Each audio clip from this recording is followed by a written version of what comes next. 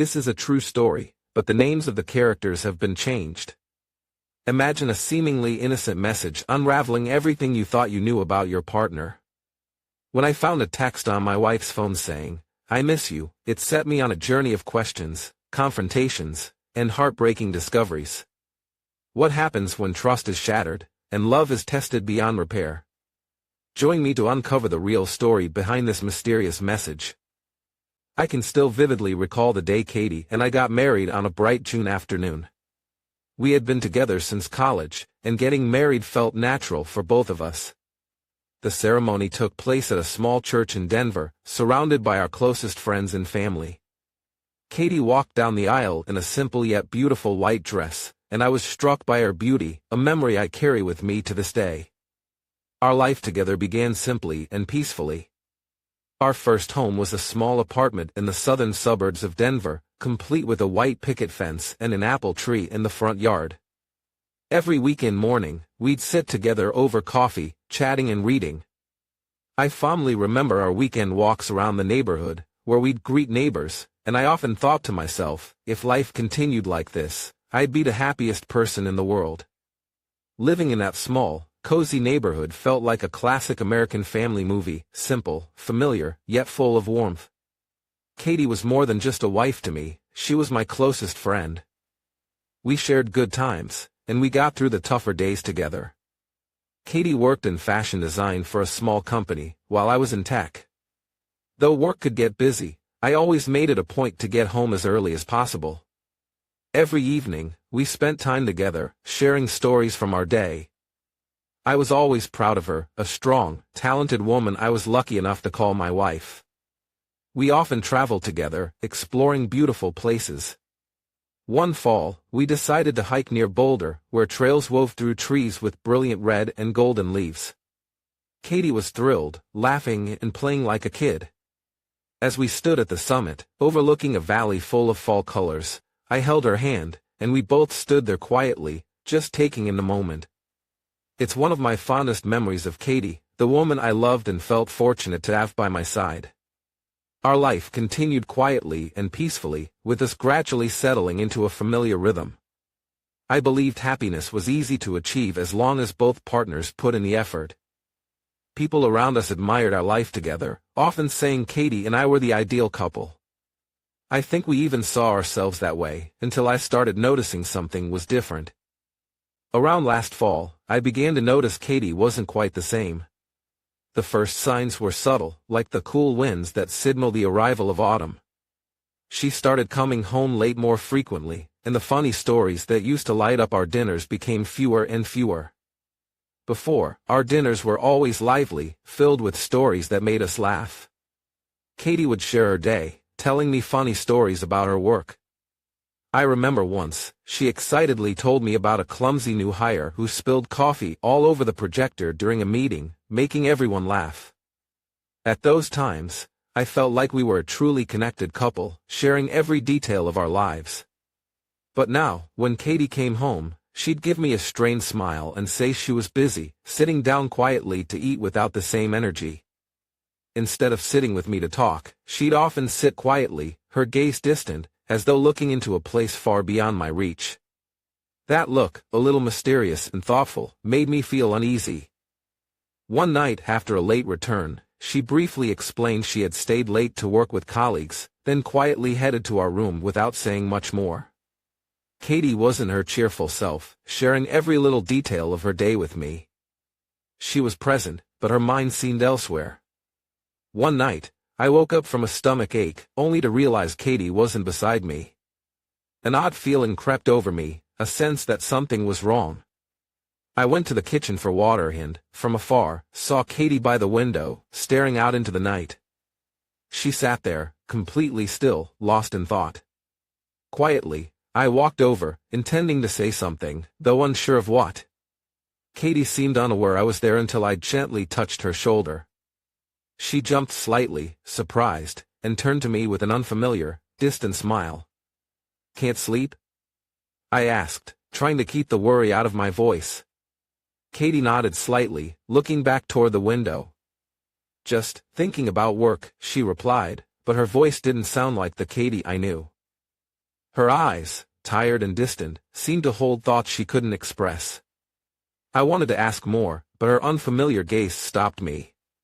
There was a distance between us I hadn't felt before, as though I wasn't the one she wanted to confide in.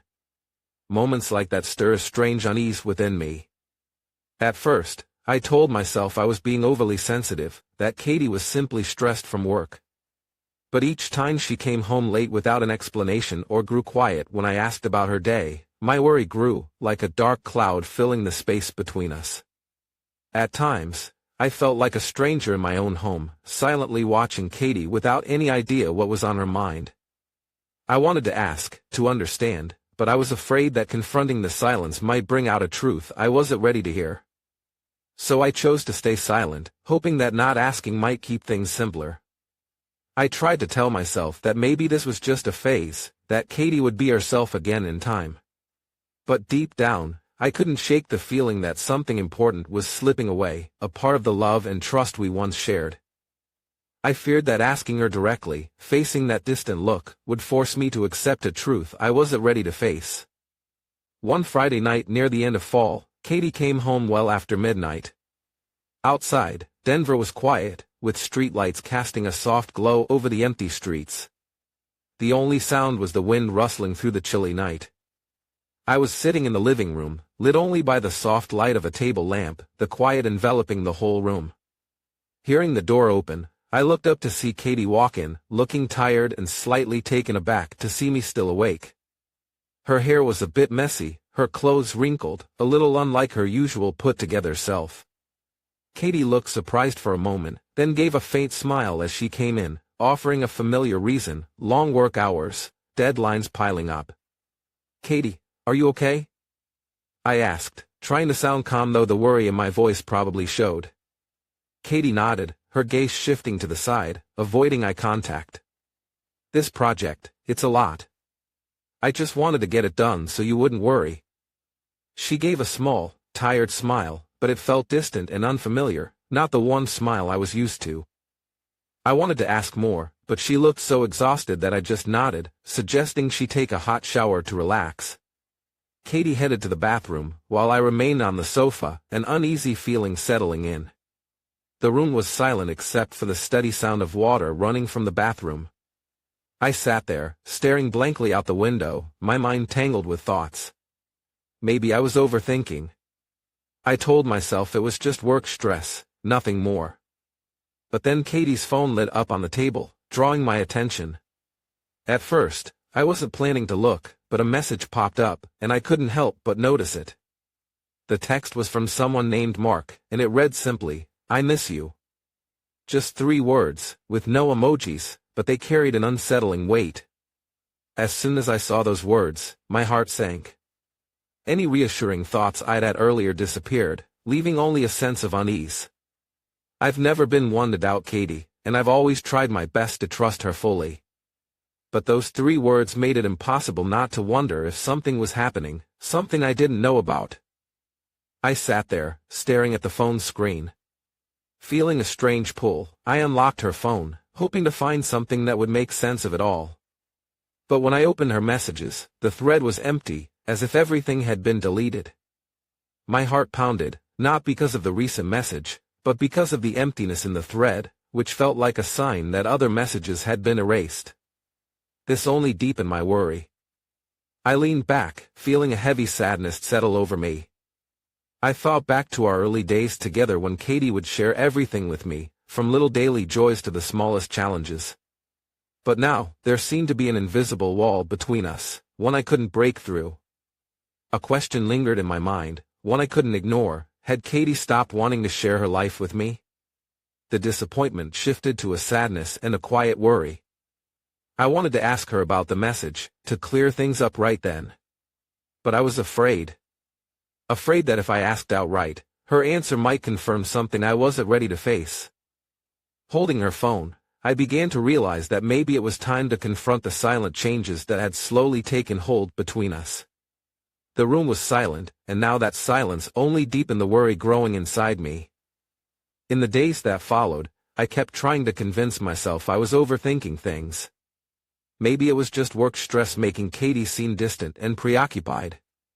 I kept telling myself there was no reason to read that "I miss you" text. Maybe it was just a friendly message from an old friend or a colleague, nothing more. But every time I saw Katie focused on her phone or heard her mention staying late at work, the unease would rise again. No matter how much I tried to brush it off, it lingered, like a shadow in the back of my mind. One weekend, we went out to a familiar cafe, a spot we used to go to back when we first started dating, when everything felt light and easy. I hoped that morning would help us reconnect, and I planned to tell Katie about an upcoming weekend trip with some old friends, something I thought she'd enjoy hearing about. But as I began talking, Katie seemed lost in her phone, occasionally smiling faintly at the screen, as if my words barely held her attention. "Katie, are you listening?" I asked, trying to draw her attention, though my voice held a bit of frustration. Katie looked up, startled. "Oh, sorry. I was just checking a message from a coworker." She gave a half-hearted smile before looking back down at her phone. I stayed silent, feeling a heavy sadness as I realized that this wasn't the Katie I knew. She used to listen eagerly to every story, always ready to talk and share. But now, it felt like there was a quiet distance, an invisible gap slowly growing between us. After that morning, I began noticing other small changes in her. When she came home after work, instead of sitting down with me to talk or watch a show, Katie would head straight to our room, sometimes closing the door behind her, as if wanting a bit of space. Our conversations grew less frequent, and moments we once shared so easily became rare. I'd sit alone in front of the TV, feeling an odd emptiness, as if I were slowly becoming a stranger in my own home. It wasn't just me noticing the change. Mike, a friend we'd both known since college, picked up on it too.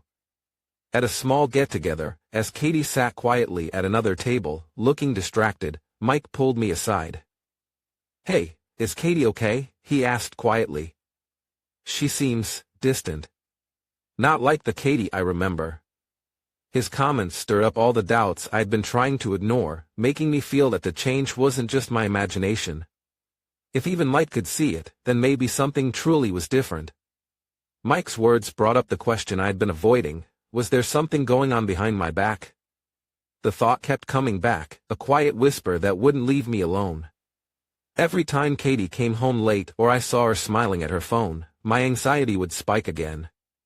I wanted to believe that everything was fine, that it was all just work stress. But the worry had taken root deep inside, growing like a storm I could feel building. One night, when I could no longer ignore it, I decided to confront myself honestly. Sitting alone in the dimly lit living room, I thought back to the early days when we would talk for hours, when every part of Katie's world felt like it was also part of mine. But now, there seemed to be an invisible wall between us, one I couldn't cross. Should I ask her directly about everything weighing on my mind, or should I keep quiet? This thought kept me up, torn between wanting to trust her and fearing what the truth might reveal. I knew that ignoring it wouldn't bring me peace, but I wondered, if I asked Katie, would we be able to go back to how things were, or would her answer only confirm my worst fears? Eventually, I couldn't bear the silence any longer. I decided to face Katie and ask her directly about Mark. It was an early winter evening, and the city was wrapped in a cold night. Katie had just come home after a long day, tiredly stepping into the living room with a steaming cup of mint tea. I sat there, watching her for a long moment before finally speaking. "Can you tell me about Mark?" I asked, doing my best to keep my voice calm. Katie looked surprised, her gaze shifting slightly. "Mark is just a friend." "I thought you knew that." "Then what was that message?" I hesitated. "The one I saw the other day, from Mark." Katie lowered her head, her hands fidgeting as if searching for the right words. "Lately, I've been feeling a bit lost. Maybe it's the stress from work. I didn't want to worry you, so I just needed someone to talk to." "I thought we shared everything, Katie," I said, unable to hide my disappointment. "You used to tell me everything." Katie looked at me, a hint of regret in her eyes. "I'm sorry, maybe that's my fault. I didn't mean to keep anything from you, I just didn't want to add to your stress. Mark is just someone I could talk to when things felt overwhelming." There's nothing more to it. I sighed, trying to take in her words. So, there's really nothing more? Katie nodded. I'm sorry for making you feel unsure. It's honestly nothing beyond friendship. I just needed a way to find balance again. Hearing her explanation brought me some relief. Even though questions lingered in my mind, I wanted to believe her. I told myself that maybe I hadn't been attentive enough, that perhaps I had missed signs Katie needed more support. Maybe I had overreacted, and I didn't want to let a shadow of doubt risk our happiness. I sighed and told her. I understand, maybe I'm at fault too. With how busy I've been, I may not have noticed what you were going through. I'll do better.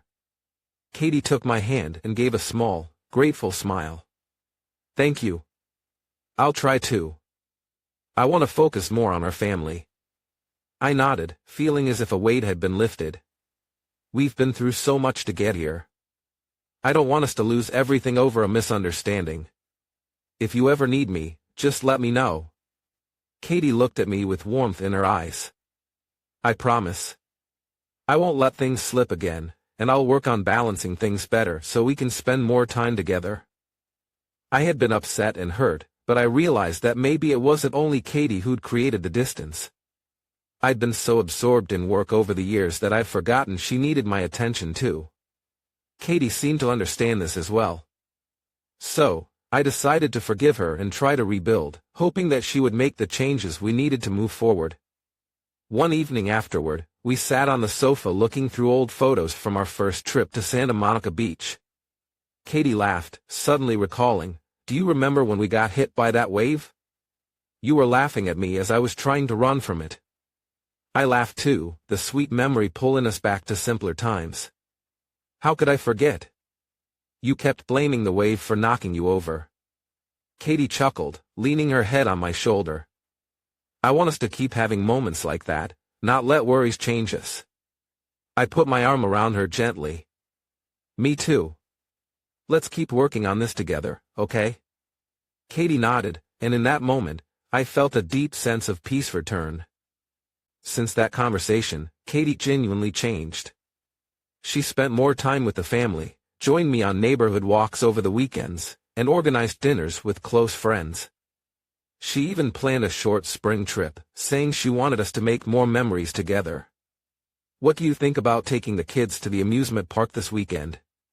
We could spend the day riding roller coasters and eating pizza, Katie suggested one evening as we watched TV. That sounds great. It's been a while since we've done something as a family, I replied, feeling excited.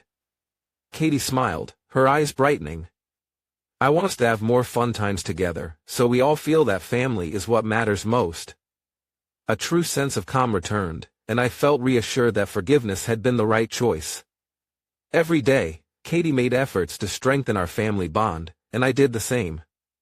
We moved forward together, trusting that any future challenges would only make our relationship stronger. That peaceful time only lasted a few months. One mild spring afternoon, I took a walk through downtown during my lunch break, enjoying the fresh, cool air that somehow felt refreshing. Suddenly, I passed by a small cafe on the street, a place Katie and I used to visit often on weekends. My eyes landed on a familiar figure inside. It was Katie, but she wasn't alone. Sitting next to her was Matt, the coworker she had mentioned a few times, and the two of them seemed deeply engrossed in conversation. They were sitting close, and the way they interacted through the glass hinted at something more than friendship. Katie was laughing, her face lit up with a brightness I hadn't seen in some time. And then, as they talked, Matt lightly touched her hand. A heavy feeling sank into my chest. I stood there, struggling to stay calm, but every gesture between them hit me hard. They laughed easily, and at one point, Katie leaned in, resting her hand casually on Matt's arm as if it was something she did all the time. Those small actions crossed the line of friendship. I realized the smile, the look in her eyes, everything that had once been mine, was now being given to someone else. Katie seemed completely caught up in the moment, not noticing I was standing outside, quietly watching. My heart pounded, a painful wave of sadness building up, but I remained frozen there, feeling as if I was weighed down by a stone, unable to move. Seeing the two of them, laughing and speaking so naturally, felt like a knife twisting into my heart. At that moment, any trust one had felt completely shattered. A surge of anger overwhelmed me, and I pushed the cafe door open, walking straight toward Katie and Matt's table. The door swung with a loud noise, drawing the attention of everyone inside. But I didn't care, my focus was entirely on the two people in front of me. Katie and Matt froze, both of them shocked at the sight of me. Katie seemed stunned, her hand pulling away as though she'd been caught. She stood up, her face suddenly pale. "Care to explain this?" I asked, my voice cold, unable to mask the hurt and anger. People around us began whispering, a few of them watching closely, almost like a scene out of a drama. Katie stammered, How did you find me here?" She glanced around, as if looking for an escape. "I think I should be the one asking that question. Why are you here with him?" I pointed to Matt, my gaze burning as I waited for an answer. "You told me there was nothing between you two, so what exactly is this?" Matt tried to stay calm, stepping in to defuse the situation. "Hey, man, just relax. We're only talking." "Talking?" I laughed bitterly. "Talking while laughing, holding hands, and looking at each other like that?" Katie, visibly shaken, tried to explain. "You're misunderstanding, really. Matt and I were just discussing work, and some personal things too." "What kind of personal things make you need to hold his hand?" I held back my anger, but the hurt in my voice was clear. "Katie, I trusted you. You told me Mark was just a friend, but now, again and again, I'm seeing things like this. Have you been honest with me at all?" Katie looked at me, her expression a mix of confusion and fear. I know this is hard to understand. I didn't mean for you to get the wrong idea. Matt's just someone who listens, someone who's been there when I felt lost. That's really all there is to it." I turned to Matt, struggling to hold back my anger. "You're the person she turned to? Do you think that's even appropriate?" Matt opened his mouth to respond but stopped when he saw the look in my eyes. I turned back to Katie, my voice dropping as I tried to keep my emotions in check. "Katie, just be honest with me. What do you think about our relationship? Or, have you already decided you're ready to go in a different direction?" Katie looked down, her face conflicted. "I'm sorry. I never wanted things to turn out this way. I just don't know what to do." "Don't know what to do?" I said, my voice breaking with sadness. "Do you think an apology can fix everything I've had to see today?" Katie looked up, tears welling in her eyes. "I don't want to lose you. I really don't, but I've felt so lonely, like I'm lost in my own home. I don't even know what I need anymore." "Maybe I'm just no longer the person you feel you can turn to," I replied, my voice lowering as it hit me that perhaps there was no way back from this. Katie bit her lip, her gaze as if she wanted to say something, but no words came. "I'm sorry. I never wanted things to go this far. I just needed someone to talk to." "Talk to?" I said bitterly, feeling an overwhelming sadness. "What am I here for, Katie? You could tell me anything you wanted to share, but you chose to confide in someone else." Katie looked down, silent, as if she herself didn't know what to say. In that moment, I realized the trust one had worked so hard to build had completely vanished. I spoke, my voice heavy with sadness. "I've done everything I could to keep our family together, but maybe all my efforts just weren't enough. I can't keep going like this, Katie." Katie's face showed a hint of regret, but we both knew that things had changed forever. The pain in my chest felt like a deep cut, and though part of me wanted to hold on, I understood it no longer mattered.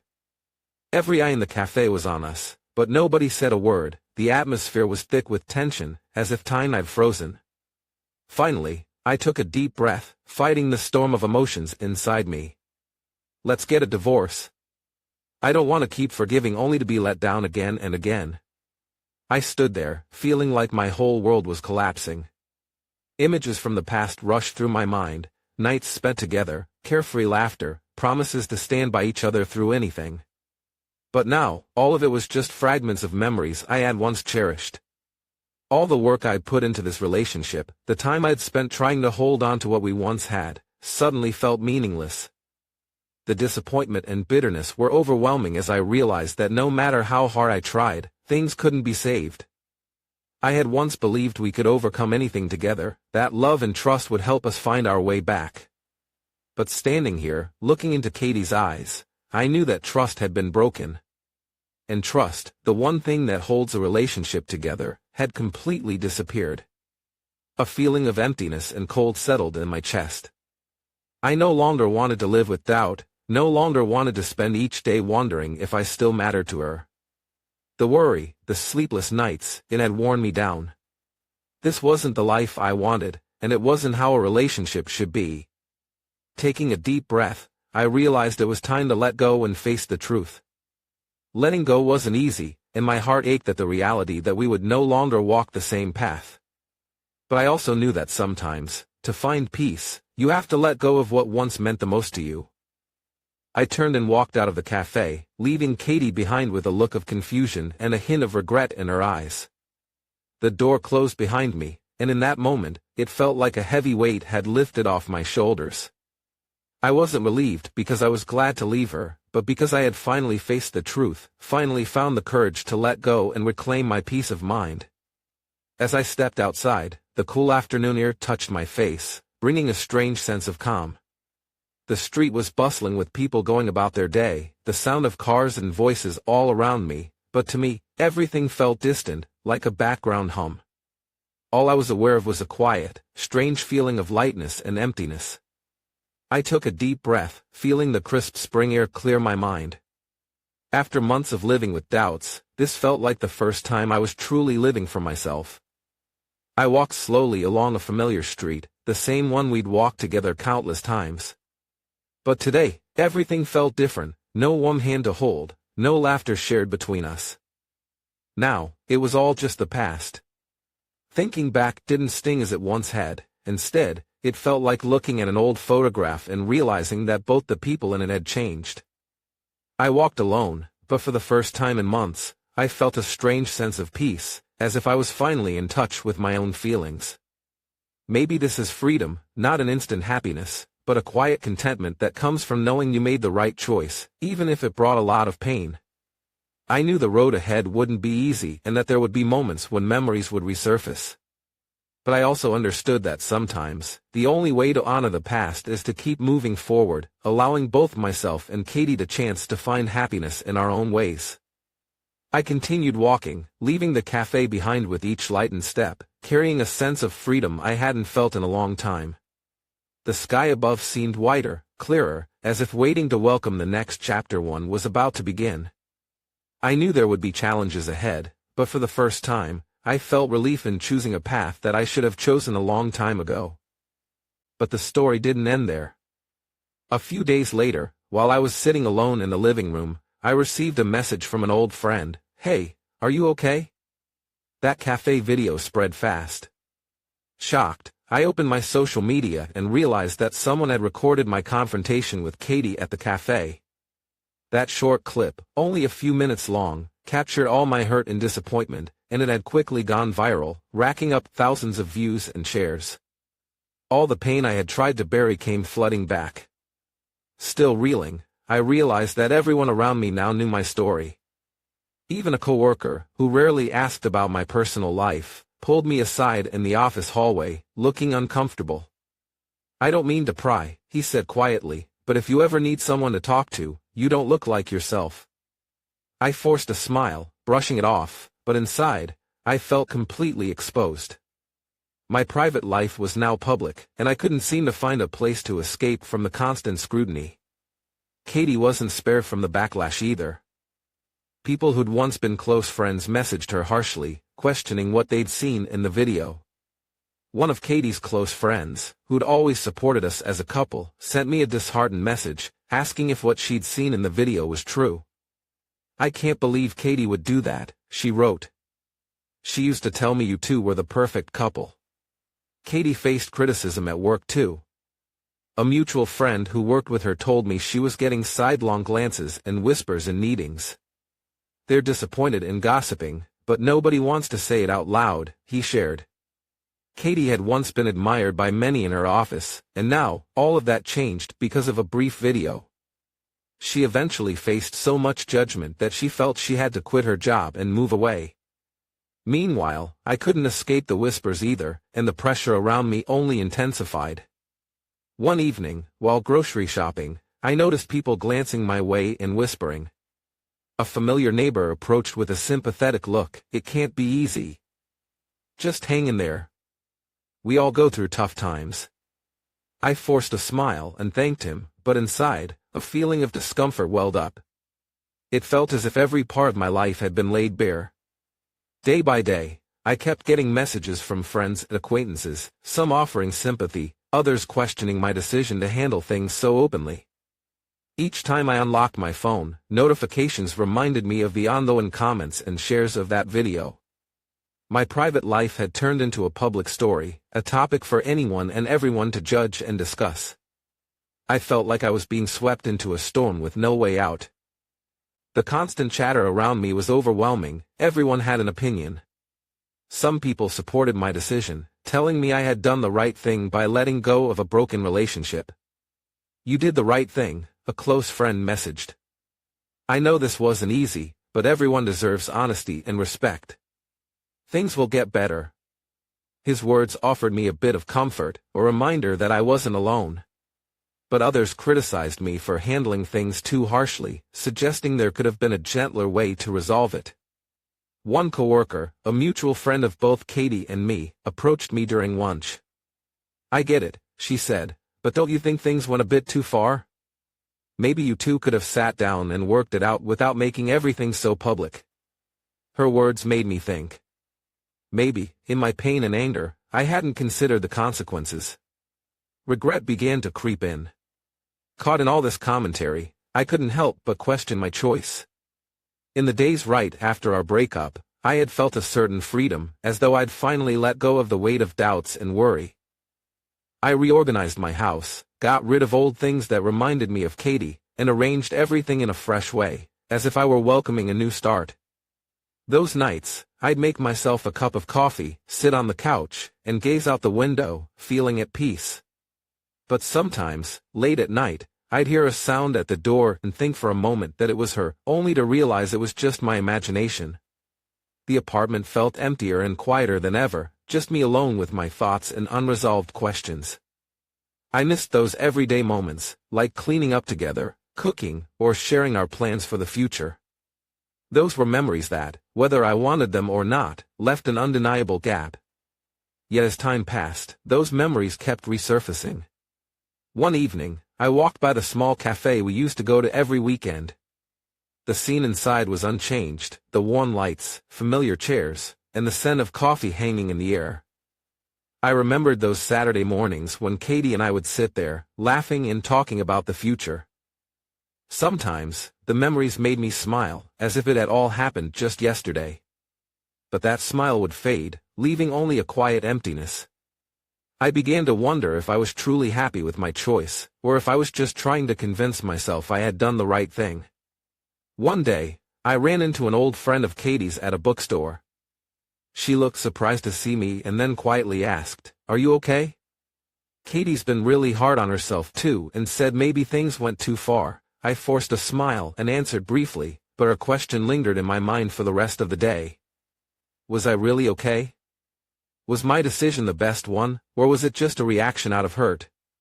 In these moments, I questioned the peace I thought I'd found. Coming home late at night, I'd step into the silence of an empty apartment. Some nights, I'd open the door to nothing but quiet, with no one's laughter to greet me.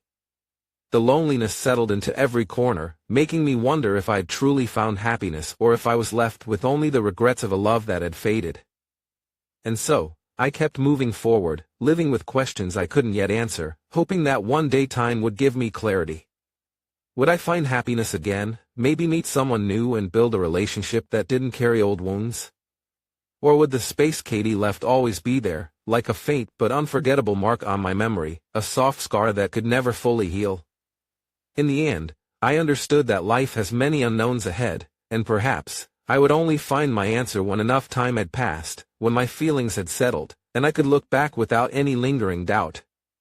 The road may be long, but I knew I would keep moving forward, trusting that, right or wrong, my choice would eventually lead me where I truly belonged, a place of peace, or perhaps just a powerful lesson in life. Does time really heal and bring peace, or does it leave behind traces that never fade? What do you think of my story?